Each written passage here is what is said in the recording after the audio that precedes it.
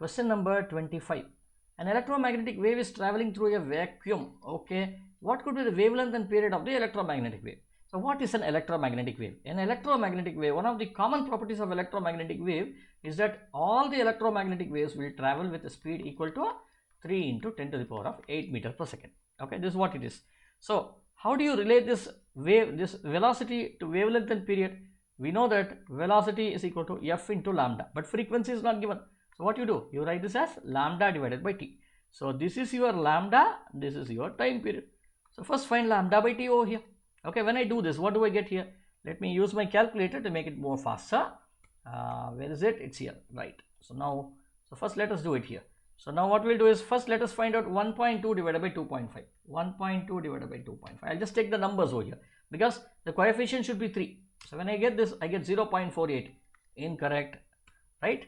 And then next one, if you want, I can write it down here. 0.48 into 10 to the power of something. I have not written what is the 10 to the power of. Okay.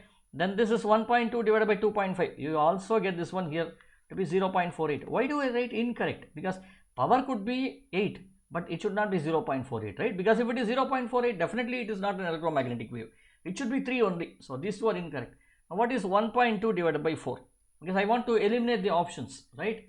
So 1.2 divided by 4, 0.3. There is a possibility for this one, 0.3, and this is also 0.3, right? Because 1.2 divided by 4. Now let us look only at these two. Why to calculate this? Waste our time here, right? So this is lambda, which is 10 square into 10 power minus 2. Now I have 10 square into 10 to the power of minus 12. Pico is 10 power minus 12 divided by 10 power minus 10 into 10 to the power of minus 9.